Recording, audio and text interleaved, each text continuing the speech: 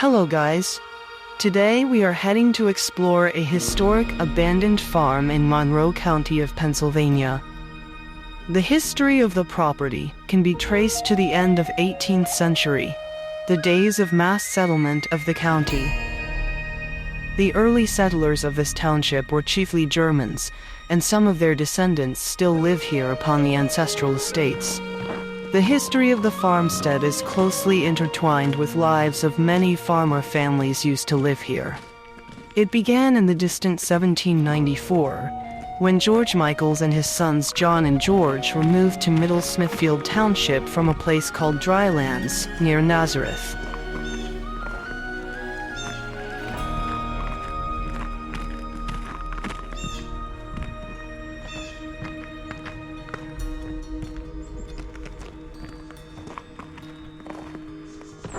They purchased 900 acres of land along Delaware River. Now that tract of land, located nearby abandoned Zion's Lutheran Church, is a part of Delaware Water Gap borough. A decade later, one more farmer arrived in the township, a well-educated person, Peter Treble. He and his wife came from the lower part of the state on horseback, carrying their oldest child in their arms. Peter Treble had married a daughter of George Myers and assumed charge of his father-in-law's farm, situated exactly in the same location we are going to explore today. This interesting fact means that origins of the farm might be dated to the end of 18th century. The Treble family originally lived in a log house. In the early 1800s, Peter built a tiny one-room frame house for his family. That house was the principal residence of the family for many decades. In 1875, it became a wash house when the main farmhouse was completed. I'll show you that small building today. Now the property, known as John Michael Farm, consists of a farmhouse, barn with silo foundation, shed, wash house, wagon shed, and well house. Henry Treble, a son Peter, inherited the farmstead. He actively participated in the life of the township and also was included in the Council of Zion's church. His son James served in the church as a deacon. In 1875, James Treble and his father built this house. Let's take a look inside.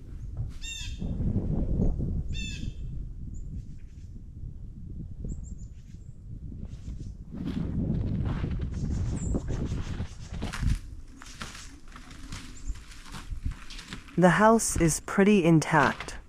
The interior is decorated with original woodwork details, and the slate roof has no leakages. According to Historical Architectural Survey of Delaware Water Gap, 1975. For its age, this is one of the most elegantly detailed houses in the park area in Pennsylvania. Trim and siding are painted white and need refinishing, with the result that the house looks drab and somewhat run down. However, the structure appears to be in good condition. Repainting of the house would put immediate life into its appearance. Unusually few alterations have been made to the interior, and the original detailing remains intact.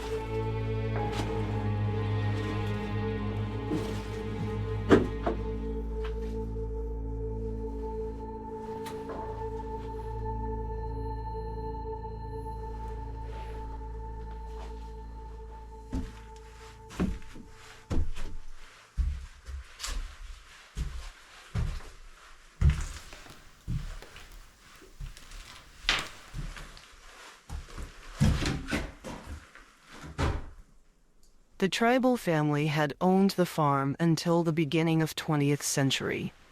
John Michael, a descendant of the early settler George Michael, I mentioned in the beginning of the video, acquired the tribal farm shortly after First World War, although another source says that it might happen in 1913. John was a church trustee and superintendent of the Sunday school at Zion's Church, while his wife, Edith, played the organ and was active with annual bazaars. John later died while fighting a fire in his woodland. This farm, as the entire property, was taken along with numerous others in preparation for the Tox Island Dam.